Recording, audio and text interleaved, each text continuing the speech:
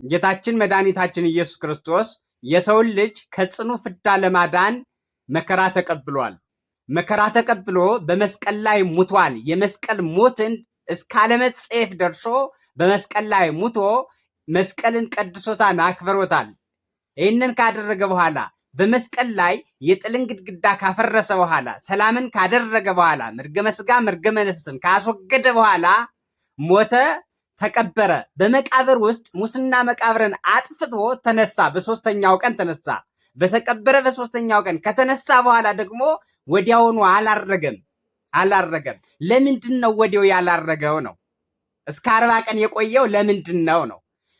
እስከ 40 ቀን የቆየበት ትልቁ ምክንያት አንደኛ ጥያቄ የሚያነሱ አይዛብ አሉ። እሱ አልተሰቀለም የሚሉ፣ እሱ ደሙን አላፈሰሰም የሚሉ አሳሳቾች ስላሉ እንደተሰቀለ እንደሞተና መቃብርን ሞትን ድል አድርጎ እንደተነሳ ለደቀ መዛሙርቱ ለማስረዳት አንድ።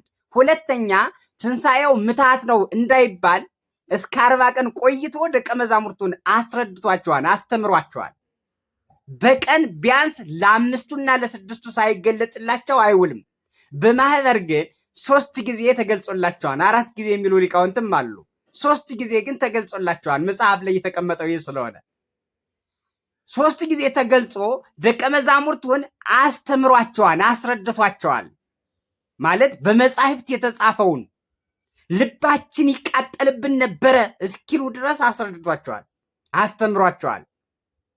ይህንን ካስተማራቸው በኋላ በ40ኛው ቀን ትንሣኤውን ካረጋገጡ በኋላ እነሱን ከሰበሰባቸው በኋላ ተስፋ መቁረጣቸውን ካስወገደ በኋላ ተስፋቸውን ካለመለመ በኋላ በ40ኛው ቀን እስከ ቢታንያ አወጣቸው ይላል።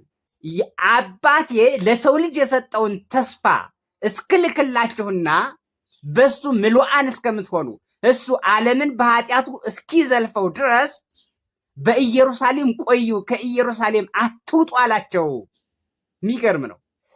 ከኢየሩሳሌም አትውጡ፣ ወደ ኢየሩሳሌም ይወርዳልና ከኢየሩሳሌም አትውጡ አላቸው። ይህንን ካላቸው በኋላ እየባረካቸው ወደ ላይ አረገ ይላል መጽሐፍ ቅዱስ። የሉቃስ ወንጌል ምዕራፍ 24 ቁጥር 50 ጀምሮ ተመልከት። እየባረካቸው አረገ ይላል። ከኢየሩሳሌም አትውጡ ማለት ከቤተ ክርስቲያን አትውጡ ማለት ነው። እምነታችሁን አትልቀቁ ማለት ነው። አቋማችሁን አትልቀቁ ማለት ነው። አትንሸራተቱ ማለት ነው። አትሸነፉ ማለት ነው። ለአሕዛብ አትንበርከኩ፣ ልባችሁን አታስማርኩ፣ ሕይወታችሁ አይማረክ፣ በልዩ ልዩ ሁኔታዎች አትማረኩ ማለት ነው። እንዳትጠቁ ማለት ነው።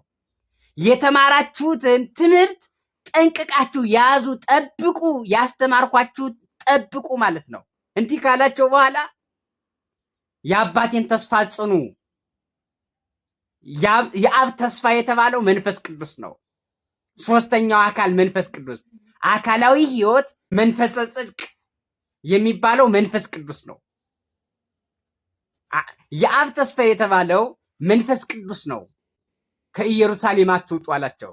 አሁን ችግራችን ከኢየሩሳሌም እየወጣን ነው፣ እንወጣለን። በልዩ ልዩ ምክንያቶች ከኢየሩሳሌም እንወጣለን። ከኢየሩሳሌም ቤተክርስቲያን እንወጣለን። ከኢየሩሳሌም እምነታችን እንወጣለን። ይህንን በምናደርግበት ሰዓት እንሸንፋለን ማለት ነው። ይሄ ነው መሆን የሌለበት። ከዚህ በኋላ እየባረካቸው አረገ ይላል። ዓለምን በፈጠረበት እጁ ባረካቸው ይላል። ዓለምን በሚመገብበት እጁ ባረካቸው ይላል። ለዓለም ስጋውንና ደሙን በሰጠበት እጁ ባረካቸው። በተቸነከረው እጁ ባረካቸው። በቆሰለው እጁ ባረካቸው። ስለነሱ ስለ ዓለም ስለ ሰው ልጅ በቆሰለው እጁ፣ በደማው እጁ፣ በተሰቀለው እጁ፣ ዓለምን ባዳነበት እጁ፣ ዓለምን በባረከበት እጁ፣ ዲያብሎስን ባሸነፈበት ስልጣኑ እጁ ባረካቸው። እየባረካቸው ወደ ላይ አረገ ይላል። አረገ ሲባል ግን የስጋ እርገት በማህፀን ነው። ይሄ በግዘፍ አረገ ነው።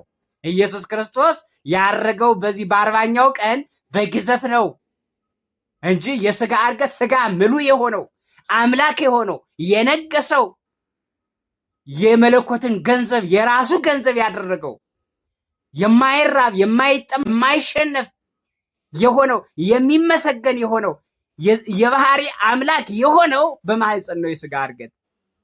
በማህፀን ነው። ስለዚህ የስጋ እርገት አረገ ሲጀምር የስጋ እርገት ማለት እኮ የስጋ ንግስና ማለት ነው። ወይም ደግሞ የትስብእት አምላክ መሆን ማለት ነው። የትስብእት አምላክ መሆን በማህፀን ነው። በማህፀነ ማርያም አምላክና መለኮትና ትስብእት ሲዋሃዱ ያን ጊዜ መወሰኑን ሳይለቅ መራቡን ሳይለቅ መጠማቱን ሳይለቅ መሞቱን ሳይለቅ ኢመዋቲ ሆኗል። ኢሃማሚ ሆኗል። የማይራብ የማይጠማ ሆኗል።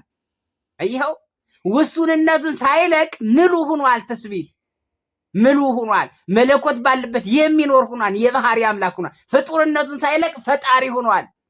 ነግሷል ማለት ነው። የስጋ እርገት በማህፀን ነው ማለት ይሄ ነው።